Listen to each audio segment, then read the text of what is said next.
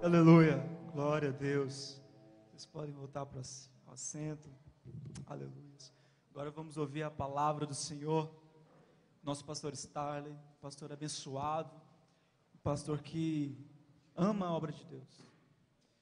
Vamos ser edificados por ele. Eu gostaria de convidar o pastor Tiago, que vem acompanhando o pastor Starley, para orar pelo nosso pregador e abençoar ele, porque eu tenho certeza que a palavra vai ser uma palavra renovadora, transformadora, vai nos abençoar grandissimamente.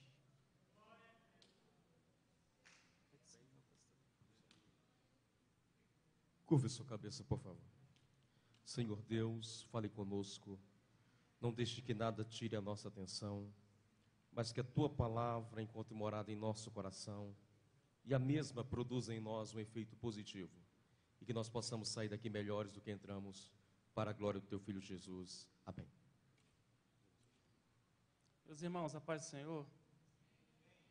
Os senhores estão bem? Eu queria convidar, sentado mesmo, os irmãos a abrirem sua Bíblia na segunda carta que Paulo vai escrever a Timóteo, no capítulo de número 4, o versículo de número 6 em diante. Segunda Timóteo, capítulo de número 4, o versículo de número 6. Amém?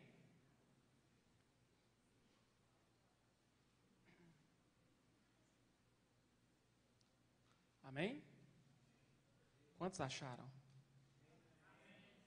Diz assim: porque eu já estou sendo oferecido por aspersão de sacrifício, e o tempo da minha partida está próximo.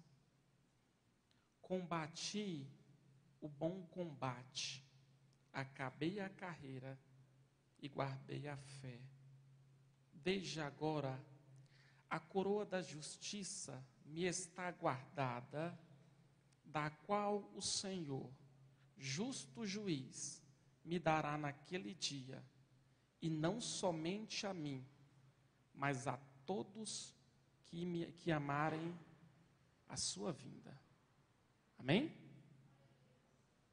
Meus irmãos, eu quero poder agradecer a Deus pela oportunidade de estar aqui com vocês nessa noite, não é? Eu estou muito alegre, eu sou Starley, eu sou do Ministério Fama, e eu estou muito alegre por estar no meio de pessoas que principalmente fazem parte, já não é de agora, do meu hall de amizade, né? Está aí a Lília e o Jusemar. A Lilian falou para mim tem mais ou menos 3 semanas que ela foi fazer as contas de quanto tempo ela me conhece, e faz 11 anos. Na época eu era um pouco mais magro, mas já passou de uma década, né? E como algumas coisas têm mudado. Eu fiquei por volta de 5 anos meio quieto na minha, porque eu preferi estudar. E eu estou retornando muito alegre de estar aqui com os irmãos. Amém? Meus irmãos, eu quero falar para vocês, e eu queria que você prestasse muita atenção no que eu vou te falar. Eu queria que você se conscientizasse de que qualquer desvio que você vai ter da mensagem que eu vou pregar para você nessa noite, pode ter certeza que é de cunho satânico. Até porque uma grande consideração precisamos ser feita, quando uma pessoa fala e outra está falando, é falta de educação. Eu queria que você concentrasse mais. Eu fiquei e fico reparando sobre quais são as referências que os jovens e adolescentes estão tendo hoje. Paulo vai orientar a importância de nós sermos e nós imitarmos os fiéis da terra. Não é os que morreram, é os que estão vivos. O ser humano precisa de ter referências para cumprir os seus sonhos. Todavia, eu fico analisando como os nossos critérios parecem que estão diminuindo. E digo isso porque nós não podemos nos esquecermos de que nós acreditamos na Bíblia, infalível, inerrante. E as Escrituras vai mostrar aquele a quem foi a maior referência do cristianismo, a maior arma que Deus usou no Novo Testamento, pós a vinda de Jesus.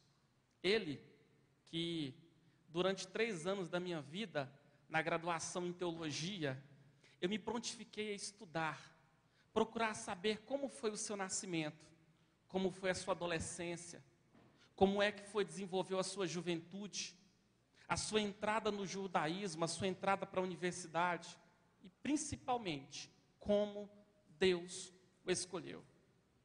A pessoa que eu estou falando nessa noite, ele é o que escreveu a carta que nós acabamos de ler, que foi a carta que ele mesmo vai escrever para um rapaz por nome de Timóteo. Paulo de Tarso. Quem era ele? Como eu disse para vocês, durante 3 anos, eu fiquei pesquisando a vida dele. E lendo livros e ouvindo exposições de palavras, eu fiz algumas considerações, logo alguns apontamentos eu fui percebendo. Porque a pergunta é, aonde é que ele nasceu? Quem era ele? Ele mesmo vai apresentar a sua biografia na carta que ele vai escrever para a igreja em Filipe, quando os cristãos da época estavam simplesmente oprimindo os gentios por serem judeus. E ali ele vai apresentar de onde é que ele nasceu, o que fizeram quando ele ainda era criança, e basicamente a referência que ele tinha. Ele vai dizer que ele era Saulo de Tarso, ele vai dizer que quanto à lei, ele era fariseu. Ele mesmo vai escrever com as suas próprias palavras a tribo de qual ele vinha. Ele dizia que era da tribo de Benjamim, que segundo especialistas vão dizer que era uma das tribos mais poderosas que existia em Israel. Logo, das 12, é uma das grandes referências que nós temos das tribos. A grande questão é que o texto de Deuteronômio vai enfatizar uma ordem e um mandamento para os pais judeus da época. O texto bíblico Deuteronômio vai ordenar um verbo por nome inculcar. Enculcarás estas palavras da lei sobre as tuas crianças. E basicamente a expressão para inculcar significa memorizar. Eu quero dizer para você que toda criança judia, quando nascesse, ela não tinha só apenas por satisfação ter que entender de cor o que seria o Pentateuco de Gênesis a Deuteronômio, ou os profetas maiores ou menores. A criança judia, ela precisava ter memorizada aquilo que em hebraico eles chamam de Torá Yehová, ou a lei de Deus. A criança, Saulo de Tarso, justamente era ensinado pela sua própria mãe. E às vezes nós ficamos nos perguntando, como é que era o processo pedagógico? Qual era a função, qual era a missão que a mãe tinha para com a criança que estava nascendo? E ele mesmo, como todo judeu passa por tal processo, funciona basicamente ensinando por intermédio de contos, aquilo que seria o processo de formação de caráter de Saulo de Tarso. Era mais ou menos assim, tenta imaginar Saulo de Tarso indo se deitar, e a mãe dele não conta referências dos personagens da mitologia grega, concentre, mas a mãe dele vai contar referências de Moisés. A mãe dele, por muitas das vezes, falou para ele que sobre o poder do Espírito Santo, Deus, um dia, movimentou toneladas e toneladas de água em favor do seu povo. Saulo cresce ouvindo esse tipo de história. Isso do 0 aos 6 anos. Porque dos 7 anos para frente, até os 14, ele vai começar a aprender com as sinagogas. Ele vai começar a aprender com os líderes das sinagogas que até então tinha sido criado devido ao processo do cativeiro babilônico. Todavia, Saulo vai enfatizar e vai criar fome por querer conhecer o Velho Testamento. E por fome, e por fome, e por fome, ele vai querer conhecer. A partir de agora, ele não vai querer conhecer as Escrituras de um ponto de vista do que sua mãe contava. Mas a partir de agora ele vai estudar a Torá, letra por letra, letra por letra. Ele vai dizer, em uma das suas cartas, se não me engano, a carta de Gálatas, que basicamente a fome que ele tinha quando ele entra na Universidade Hebraica de Jerusalém aos 15 anos de idade. Eu quero dizer para você que chegar à Universidade Hebraica de Jerusalém era chegar ao nível máximo de qualquer jovem da época. Sabe por quê? Saulo está nos ensinando que necessariamente eu dizer que eu conheço a Deus, é impossível fazer tal afirmação se eu não conhecer as Escrituras. É impossível você dizer que ama alguém sem você não saber o que a pessoa gosta e o que a pessoa não gosta. E logo, ele mesmo vai dizer em Romanos capítulo 7, que as Escrituras foram criadas para o nosso ensino. Logo, o propósito das Escrituras é nos ensinar. Eu quero dizer para você que Saulo vai ensinar uma outra lição poderosíssima, que quem não senta para aprender, não pode levantar para ensinar. Sabe qual é o problema da igreja brasileira? Que tem muita gente levantando para ensinar, quando na verdade, nunca sentou para aprender. Saulo está aprendendo e aprendendo. Chega ao nível máximo da Universidade Hebraica de Jerusalém. A partir de agora, sabe o que ele vai fazer? Ele vai estudar aos pés de Gamaliel, neto de Hilel, que Hilel tinha sido o maior historiador e o maior rabino que Israel já teve em toda a sua história. Sabe como é que era o processo educacional? Sentado no chão. Sabe fazendo o quê? Estudando as Escrituras. Estudando, estudando, estudando. E aí? E aí que ele está formado. Pelo que tudo indicava, ele seria o próximo reitor da Universidade Hebraica de Jerusalém, que existe até hoje. E sabe o que vai acontecer?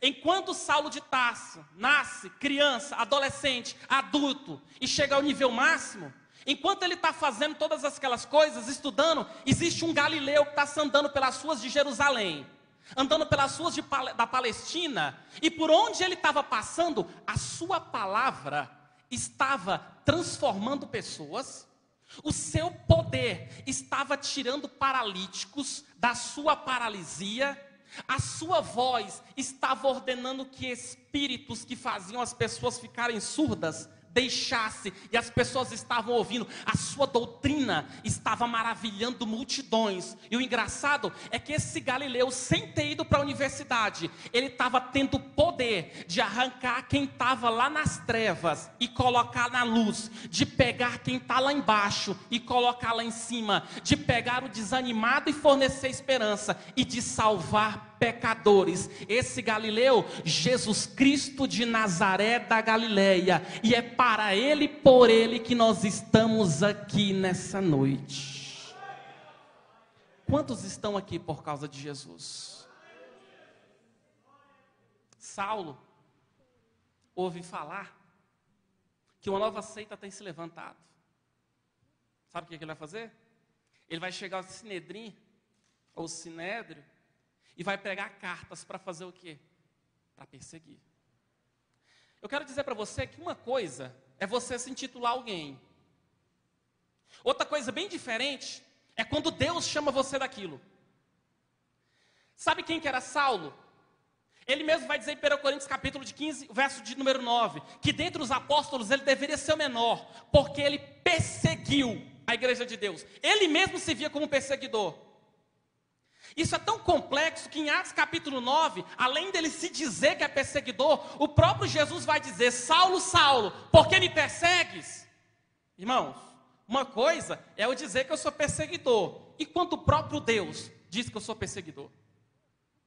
Sabe o que está acontecendo? Ele está indo rumo a Damasco. Para fazer o que, Stalin? Fazer o que vai dizer e está registrado lá em Atos capítulo 9. E Saulo respirando ameaças contra os discípulos. E o engraçado é que essa palavra grega para respirar, ela vai trazer a ideia disso aqui, ó. A ideia de um predador na frente de uma presa. Era essa a metáfora mais perfeita que o Dr. Hernandes Dias Lopes vai apresentar no seu livro. Que Saulo, toda vez quando ele estava na frente de um cristão, ele mais parecia um predador na frente de uma presa. E eu quero dizer para você que predador não perdoa. Eu quero que você se certifique nessa noite de que você está entendendo de que predador simplesmente não perdoa, e além de perdoar, o propósito é exterminar. Isso é a primeira metáfora que a Bíblia vai apresentar sobre a vida de Saulo de Tarso, um predador.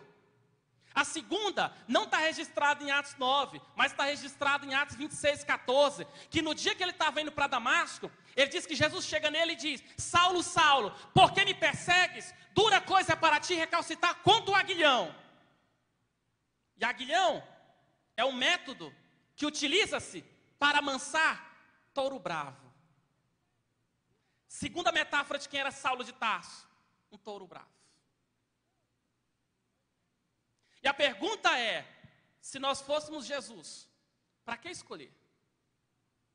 Sabe o que vai acabar acontecendo? Vão buscá-lo. E ele vai buscar, cartas em Jerusalém. Cartas para perseguir o povo em Jerusalém. E simplesmente ele vai começar a entrar nas sinagogas, porque o texto vai dizer que ele não respeitava lugares sagrados. Ele entrava em lugares das quais ele foi treinado, das quais ele foi formado, para fazer o quê? Para arrancar cristãos. Muitas das vezes, sabe o que ele fazia? Ele integrava esses cristãos para os soldados romanos, para ir para dentro do Coliseu, serem forçados a lutarem contra gladiadores, serem obrigados a ficar na frente de crocodilos ferozes, e sendo literalmente constrangidos a ficar perante leões. E muitos desses cristãos morreram pelas mãos de Saulo de Tarso. Mas a igreja está se levantando. E eu quero dizer para você que quanto mais o movimento é perseguido, mais ele cresce. E não é só com a igreja, é com todo o movimento. Sabe o que está acontecendo até então? Simplesmente algo fantástico. Saulo vai perante o Sinédrio, e a partir de agora ele vai para caminho de Damasco. Fazer o que, Starley? Perseguir. Fazer o que, Starley? Matar. Fazer o que, Starley? Ser predador na frente da sua presa. E ele está indo com toda velocidade e com sangue nos seus olhos para tentar destruir o cristianismo. Aí a Bíblia vai dizer em Atos capítulo 9, que enquanto ele estava se dirigindo rumo a Damasco, a Bíblia vai dizer que para ele apareceu uma luz. E ele mesmo vai explicar, vai explicar, dizendo que essa luz era mais forte que ao sol ao meio-dia. Para cumprir aquilo que o Galileu, enquanto esteve na terra, disse, que ele era a luz do mundo, e quem andasse nele, jamais andaria em trevas. Sabe o que Saulo vai fazer? O Saulo que até então, literalmente era aparecido na Bíblia, como touro bravo, como predador, a partir de agora está indo para devorar as suas presas. Saulo para ir para devorar as suas presas. O texto vai dizer que aparece uma luz, e a Bíblia vai dizer que ele cai por terra, porque eu quero dizer para você que não tem touro feroz, não tem touro bravo. Eu quero que você se certifique que não tem um animal que seja poderoso e que dê conta de olhar dentro dos olhos do leão da tribo de Judá e ficar de pé. Saulo caiu por terra, 3 dias sem comer e sem beber, humilhado, constrangido, porque ninguém é palho para o Jesus que essa igreja está servindo e está adorando nessa noite. Sabe o que ele vai fazer? Nada. 3 dias sem comer, Josemar, e sem beber.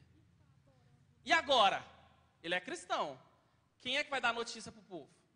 Tenta imaginar que aqui fossem judeus. E que nós vivêssemos na época de Hitler, que foram quase 4 capitais de Goiânia lotadas de cadáveres de judeus. Sabe qual que eram os métodos dele de matar? Esmaga crânio. Daí você já imagina o que ele fazia. Muitas das vezes, sabe o que ele pediu para fazer? Para arrancar, literalmente, fetos de dentro das mulheres gestantes, arrancar o feto, colocar rato vivo e costurar a barriga dela. Eu quero dizer para você que Saulo era muito mais do que Hitler. Agora tenta imaginar que nós somos a igreja em Jerusalém. E o Josemar dá a notícia. Hitler se converteu. E amanhã ele vai estar pregando aqui para nós. Eu te faço uma pergunta. Você ia acreditar? De verdade. O que aconteceu? Ele estava vindo, ele caiu de um cavalo e simplesmente agora é crente. Você ia acreditar? Eu quero dizer para você que a igreja não aceitou. E a pergunta é, o que fazer quando a igreja não aceita alguém? Aí a Bíblia vai presentear a vida dele, por nome de Barnabé. Eu quero dizer para você que você outrora vai precisar de um Barnabé na sua vida. Eu quero dizer que vai chegar vezes, aonde você vai precisar ser moldado por amigos que Deus te deu. Por pessoas. Eu fiquei imaginando, hoje eu estava lembrando algumas coisas, de tipo, a minha aqui há 10 anos atrás, eu lembro da primeira vez que eu fui no retiro, acho que a Lília, muito inspirada por Deus, ela sentou para conversar comigo, para me tomar cuidado com algumas coisas no ministério. Na hora eu não entendia. Hoje eu estou entendendo tudo. Eu quero dizer para você que você vai precisar de líderes. Porque eles vão representar Deus na sua vida. Sabe o que vai acontecer? Saulo, a partir de agora, não fica em Jerusalém. E o mais engraçado é que Saulo, em Atos capítulo 13, no verso de número 2, a Bíblia vai dizer desse jeito: e disse-lhes o Espírito Santo. Eu primeiro preciso destacar uma coisa para você: o Espírito Santo fala. Eu preciso que você certifique nessa noite que o Espírito Santo esteja falando. E que a maior tragédia que uma juventude pode passar é não ouvir a voz do Espírito Santo. Porque o Espírito Santo ele vai se revelar para você de 3 formas. Primeira, vontade geral. Sabe o que é vontade geral? É a vontade que Deus tem para todo mundo, não importa se é cristão ou não. 1 Timóteo capítulo 2, verso 4, vai dizer que o desejo de Deus é que todos os homens se salvem e que cheguem ao pleno conhecimento da verdade. Segundo, vontade específica, é a vontade que Deus tem só para o povo dele. Cita um exemplo, Starley, Mateus capítulo 7, verso 12. O texto vai dizer: tudo que vocês quiserem que os homens façam a vocês, vocês devem fazer primeiro, porque disso dependia a lei e os profetas. Ou seja, quer que alguém te ajude nos momentos de necessidade, ajude os outros que passar por um momento de necessidade. Eu fui líder de jovens 9 anos. E na época que eu fui líder de jovens, eu vi uma experiência engraçada. Eu vi uma cantora pegar o microfone, e essa cantora pegou o microfone e falou assim: irmãos, faz a vergonha congregar numa igreja dessa. Eu fiquei 3 meses doente e ninguém foi me visitar. Logo em seguida o pastor pega o microfone e fala: irmãos, faz vergonha uma pessoa ficar 3 meses doente, ninguém visitar, mas ela teve todo o resto da sua vida com saúde e não visitou ninguém. Rapaz, principalmente jovens, de vez em quando a gente tem umas queixinhas que diz assim: ninguém vem me visitar quando está doente, mas quando está saúde, não visita ninguém. Vontade. E terceira, vontade restrita. É a vontade que Deus tem para mim. E que não tem para o Jusemar. Tem para o Jusemar. E que não tem para mim. E eu torço muito para que o Espírito Santo nessa noite coloque a vontade restrita de Deus no seu coração. Eu quero dizer para você que você foi chamado por Deus com uma vocação. E que Deus ungiu a você. E que as ferramentas que Ele vai te entregar serão poderosas em Cristo para destruir as fortalezas do diabo. Starley, mas você não conhece. Eu sei que você dá mais prejuízo para o reino de Deus do que lucro. Mas você não sabe quem você vai ser daqui a 12 anos. Serás uma arma nas mãos do Deus Todo-Poderoso. Sabe o que acontece? Saulo de Tarso, o Espírito Santo falou. O que é que o Espírito Santo falou? Separai-me a Barnabé e a Saulo. E aqui eu preciso destacar aquilo que eu já vi falarem. Não foi Saulo e Barnabé, foi a Barnabé e foi a Saulo. Barnabé vinha primeiro. Eu quero dizer para você que Deus nunca vai permitir, porque nós estamos hoje com uma geração de pregadores ou cantores que o objetivo deles é ficarem famosos.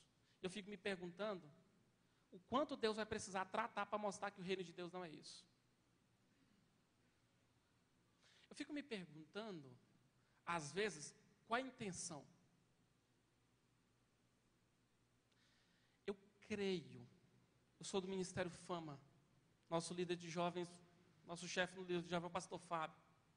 Ele me agendou o ano de 2017 todinho, para me treinar os líderes de jovens, todo primeiro sábado do mês. Está eu, Jordelino, que está fazendo minha agenda, todo primeiro sábado do mês. 1 hora de exposição para treinar os líderes de jovens.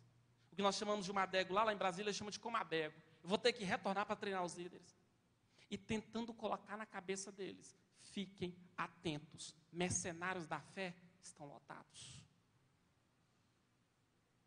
Eu quero que Deus levante uma geração, e que de preferência, tomara que essa geração venha doutores em teologia, cheios do Espírito Santo, que preguem a palavra. Eu quero que Deus levante uma geração de cantores que deixam de ser estrela para fazer o sol da justiça brilhar.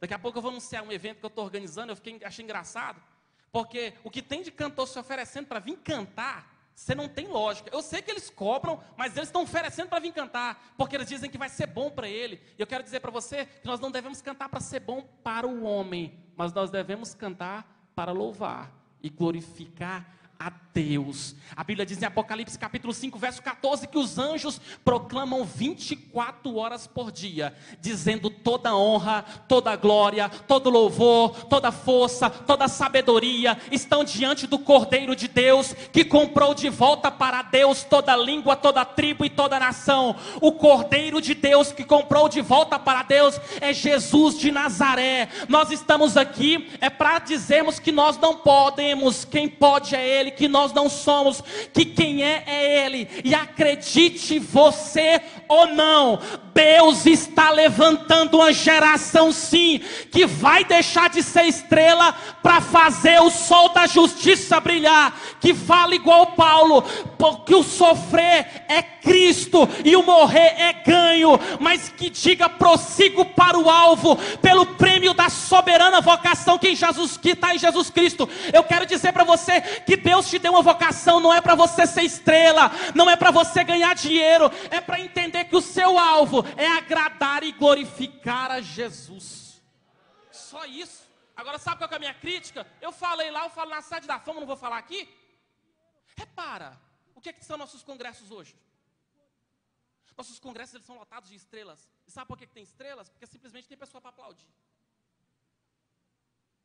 Para nós chamarmos a atenção de vocês, nós precisamos fazer coisas e trazer gente famosa, porque senão não vem.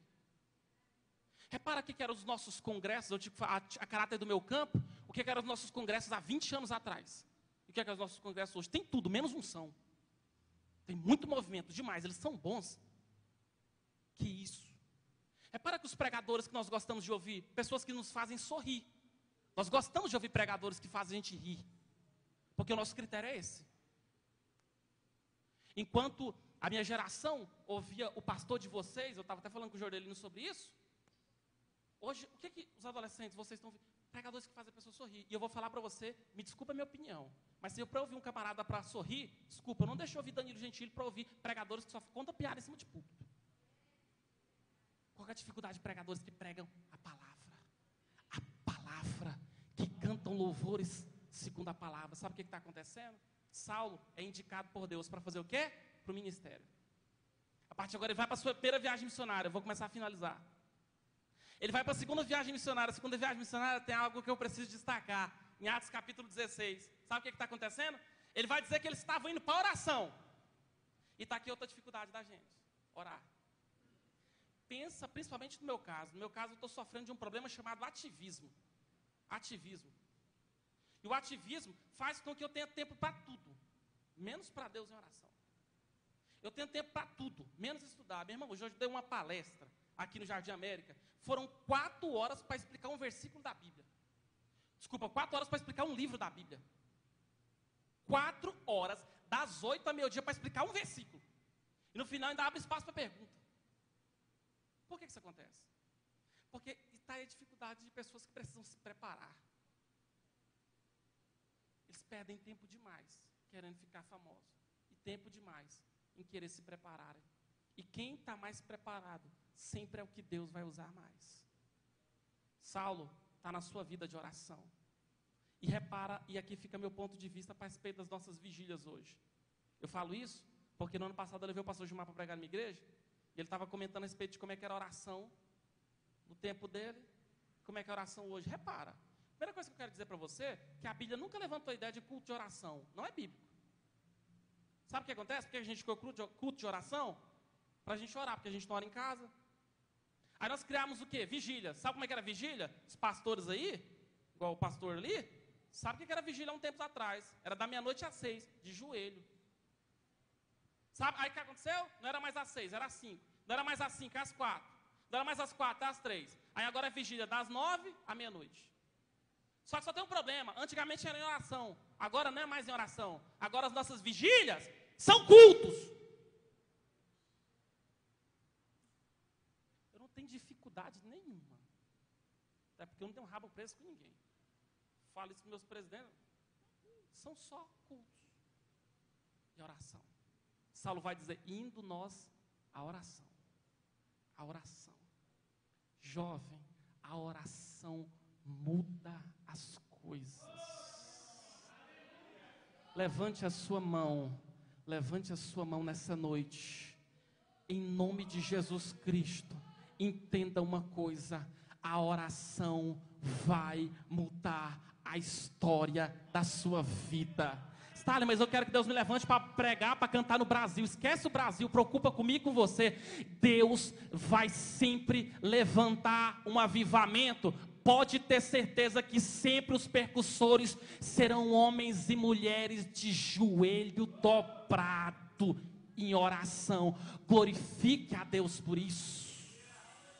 E aí, sim, indo nós à oração. E aqui acontece uma coisa. Enquanto ele está vindo para a oração, aparece uma moça endemoniada. Vocês lembram? Ele expulsa o demônio. Na hora que expulsa o demônio, ele vai ser açoitado. Ele e Silas, um jovem. E eu quero convidar você, rapidamente, a abrir a sua Bíblia em 2 Coríntios capítulo 11, versículo 24. Todos, se você tem Bíblia, no nome de Jesus, abra ela em 2 Coríntios capítulo 11, verso 24. Quem achar primeiro, me entrega uma Bíblia aqui. Show, Mateus. Show. Você dá fama, né? É nóis. Eu quero explicar apenas um versículo. Achou? Diz assim: recebi dos judeus 5 quarentenas de açoites, menos 1. Repita comigo: recebi dos judeus 5 sessões de quarentenas de açoites, menos 1. Sabe quem que era Paulo? Vou te explicar o que é ministério. Tu que está pensando em ser famoso. Aqui, ó. 3 vezes fui açoitado. Muitas das vezes em perigos de rios, em perigo de salteadores, em perigos da minha nação, em perigos dos gentios, em perigos na cidade, em perigos no deserto, em perigos no mar, e perigos entre falsos irmãos, que esse é o pior. Em trabalho e em fadiga, em vigília, muitas das vezes com fome, com sede, em jejum, muitas das vezes com frio e com nudez.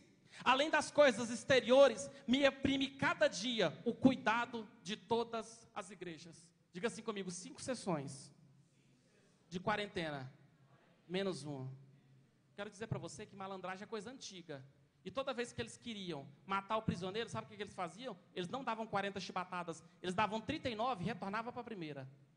Sabe quantas Paulo levou? 196.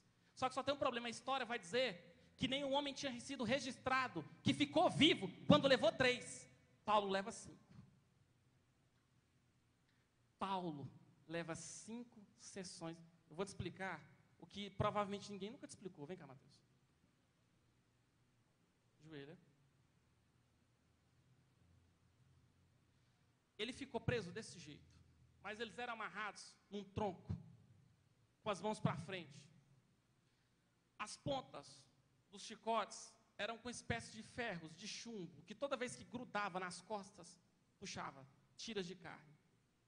A história até então vai registrar que ninguém tinha sobrevivido a 3. Paulo leva 5, por causa do amor ao nome de Jesus. Na primeira, que Paulo leva, a história vai dizer que ele vai ficar com sequelas para o resto da sua vida. É por isso que em Gálatas vai dizer assim, olha, e eu trago no meu corpo as marcas de Jesus Cristo. Na segunda, Paulo, que isso mais me choca, tem os seus órgãos internos à mostra. Ao ponto de que se você passasse, Gilcemar, por detrás de Paulo, era possível você ver a ponta do rim dele, sangrando, hemorragia, e um jovem do lado dele. Na terceira, Paulo é dado como morto. Ele perdeu tanto sangue, porque aconteceu um processo chamado choque hipovolêmico, que basicamente tipo vem de baixo, ele começa a perder tanto sangue, que ele é dado como morto. E mesmo dado como morto, ele ainda recebe mais 2 sessões de chibatadas.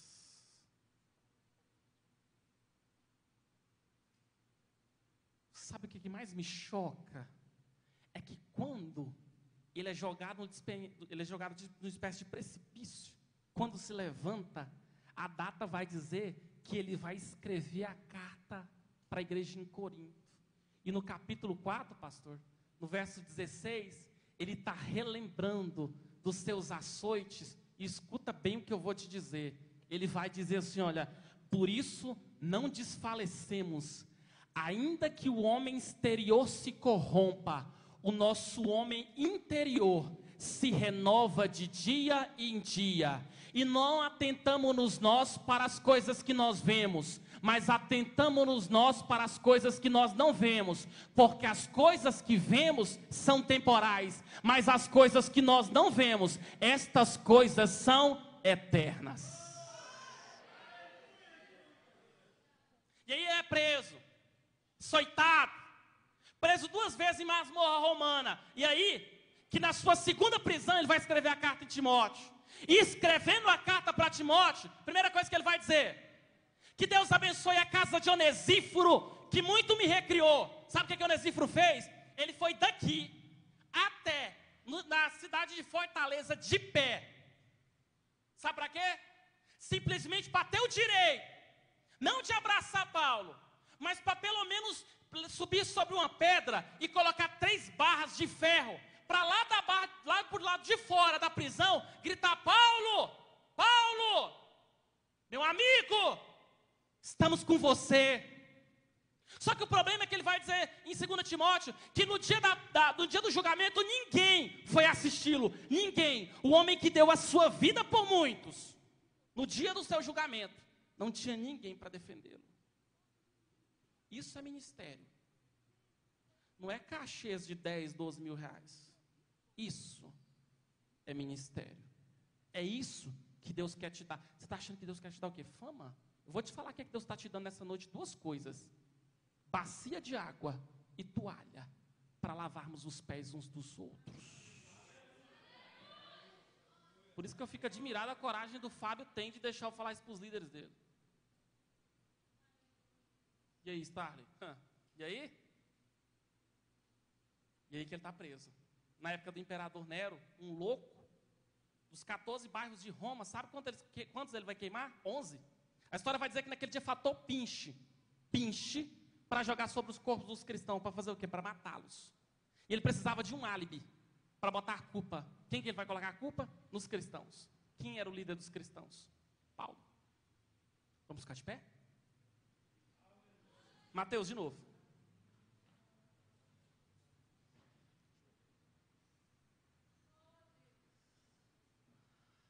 Dizem, alguns falando assim, que no dia...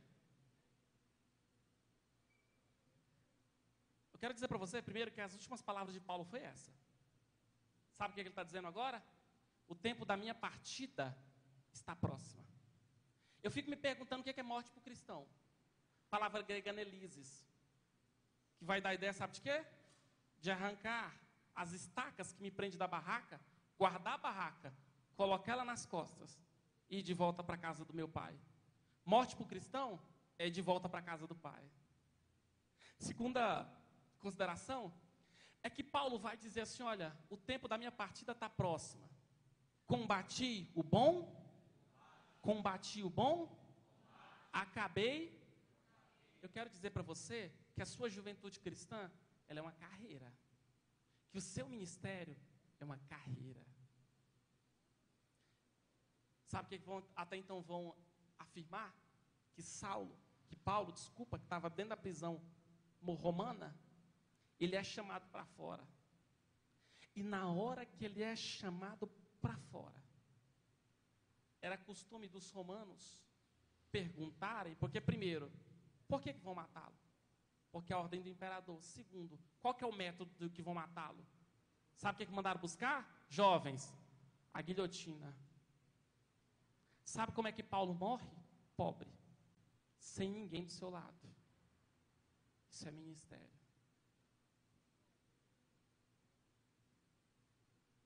Era costume dos romanos perguntarem: quais são as suas últimas palavras? Era costume deles olhar para ele e falar assim: prisioneiro Paulo, as suas últimas palavras vão ser qual? Eu acredito que eles sim. Porque as últimas palavras deles eram assim. Combati o bom combate.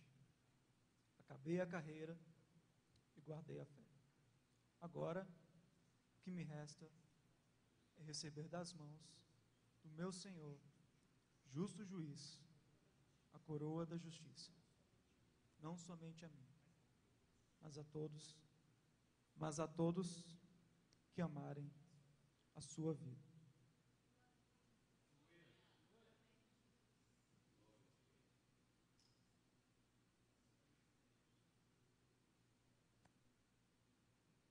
Quero dizer para você que o Espírito Santo está aqui nessa noite, mais perto do que as suas próprias vestes. Agora eu vou te fazer uma pergunta, depois de eu ter pregado essa mensagem. Quantos ainda querem ser levantados por Deus? Falar um negócio, vocês é louco mesmo. Vocês têm que amar Jesus demais para fazer um negócio desse. Nem para eu incentivando vocês, dizendo que no ministério você vai sofrer. Agora tem uma coisa verdade: se você for até o final, pode ter certeza que as recompensas serão gloriosas. Quero fazer uma oração, não por você, mas uma oração com você. Você é de oração? Vamos orar? Quantos querem orar? Eu tenho certeza o que Deus está fazendo na mente de alguém nessa noite. Hoje Ele está mudando a mentalidade, está levantando mais um para a glória do Senhor. Espírito Santo de Deus, eu queria pedir para você pegar a mão da pessoa que está do seu lado. Mas eu estou convidando você, não é orar não,